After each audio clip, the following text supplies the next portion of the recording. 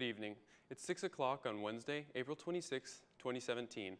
Welcome and thank you for joining us tonight for the English edition of Aura News, where we bring you today's top stories translated into English every weeknight. Two members of European Parliament, David McAllister, the chairman of the EP's Foreign Affairs Committee, and Knut Fleckenstein, reporter for Albania to the European Parliament, held talks with Prime Minister Edi Rama, the Democratic Party leader Lulzim Basha, and the Speaker of Parliament Ilir Meta on Wednesday in an effort to diffuse the political impasse in Albania. The two EP negotiators held separate talks with the three political leaders at the Palace of Congress in Tirana.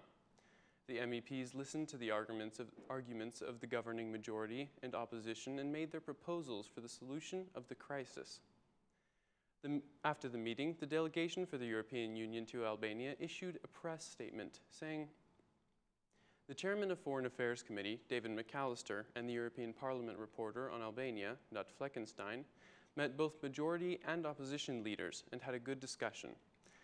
The MEPs made proposal for the way forward to include points on decriminalization, the fight against narcotics, technical measures for improving the conduct of elections, and political confidence-building measures. They also proposed points for discussion on election day and possible pre-election changes to government structures in order to build long-term confidence in the system. For the majority side, there was agreement on the points provided as long as vetting would be voted in Parliament. The Democratic Party held to its position that the creation of a technical prime minister and the application of an electronic voting system be adopted for the sake of free and fair elections. Sources within the government said that the MEPs McAllister and Fleckenstein were disappointed due to failure to reach an agreement. Shortly after the negotiations, Prime Minister Edi Rama reacted with a posting on his Facebook page. The Prime Minister wrote, "We are always open to unconditional dialogue. However, there cannot be compromise with the opposition without the application of vetting, because justice for Albania cannot be negotiated." The Democratic Party leader Lulzim Basha also reacted on Facebook, thanking the members of European Parliament, adding that their attempt to provide a solution to the political crisis in the country was unsuccessful because the Prime Minister refused to create a provisional government.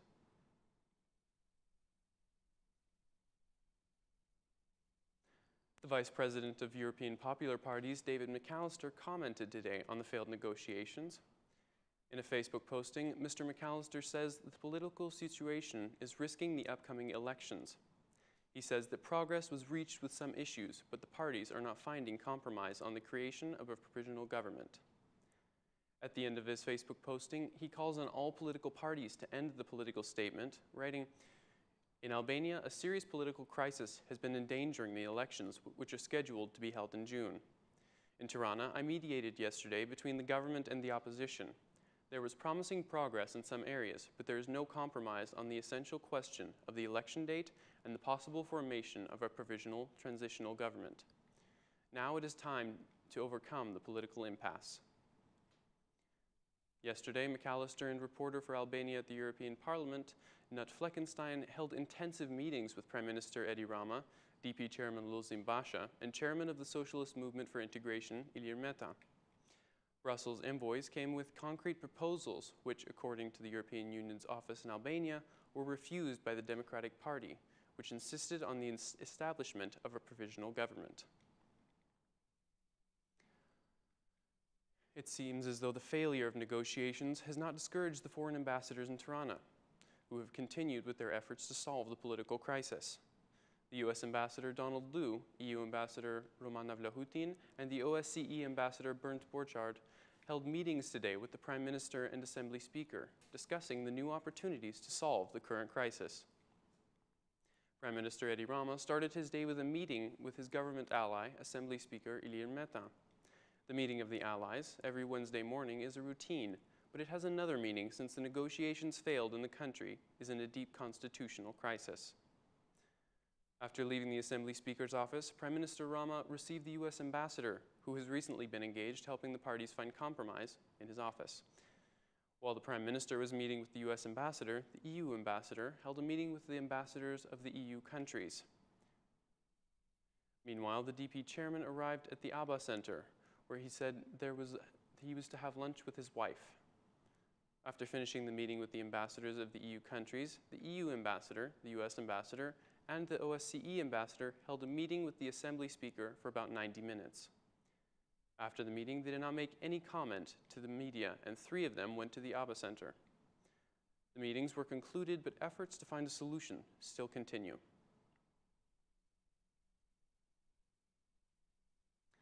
Assembly Speaker Ilir Mehta has called on all political parties in a meeting at 7 p.m. in an effort to resolve the political crisis. Foreign news sources say that the meeting is expected to be held at 7 p.m. and that all parties are called.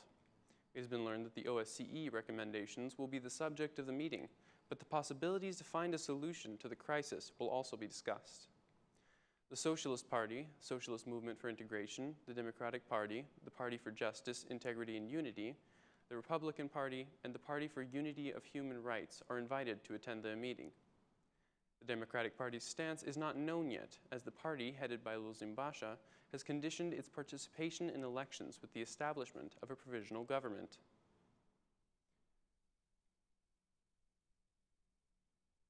Today, the leader of the Democratic Party, Luzimbasha, spoke harshly against the Prime Minister, warning him that opposition protests will escalate in the coming week, rising even to civil disobedience. After failing to reach an agreement yesterday with the mediation of the members of European Parliament, McAllister and Fleckenstein, the DP chairman declared that there will not be elections without the opposition, stating, "Elections will not be held without the opposition. Next week starts the Union of Peaceful Armies of the New Republic. The first battlefield and the first victory of the Union of People against the facade elections are in Kavaya." Regarding the majority's proposal, which offered the Democratic Party to hold 4 ministries and the position of chairman of the Central Election Commission, so that the opposition enters the elections, the DP chairman had this to say: "This is a midsummer's night's dream of Rama and Mehta, which will never become a reality. We want to become part of the government. We do not want to become part of the government, but we want a provisional government with free and fair elections. We have told them that the majority can propose the name of a provisional prime minister, but Edi Rama refuses to resign." The opposition's protest and its boycott have entered the 68th day, and the intervention of 2 German members of European Parliament failed to provide a solution to the political crisis. Under these conditions, the majority can go into the elections without the opposition. The chairman of the Socialist Movement for Integration, Ilir Mehta, held a meeting today with the youth of Administrative Unit Number 10 in Tirana. Mr. Mehta said the youth are the force of change and that their future can be changed if we are united, and expressing his conviction that the right education will bring well-paid jobs in the future. Mr. Mehta stated, "There is no greater force than the youth when it understands what it represents, and when it understands that if unified, it can be the power of change that guarantees its own future." Mr. Mehta added, "A better education means a well-paid job and means more opportunities to afford the cost of living, which in Tehran are higher than in the regional countries. A better education means happy families and the prospect of creating happy families in the future."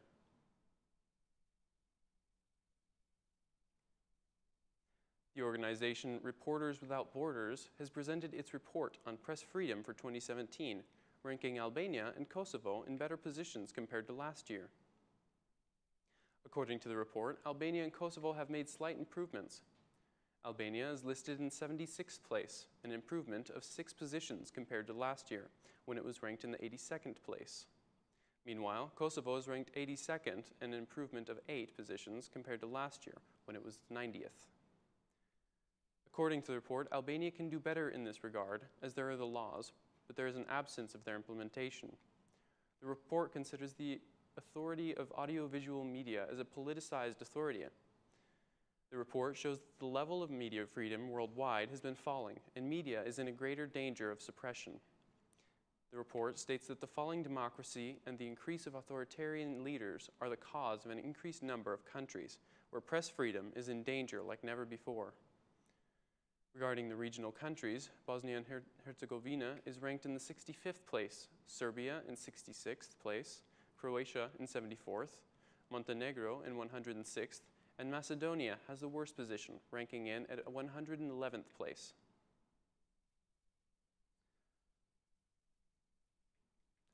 That's all for our English edition this evening. Please join us again Monday through Saturday at 6 p.m. for your local news in English. My name is Cosmo, and on behalf of OR News, thank you and good night.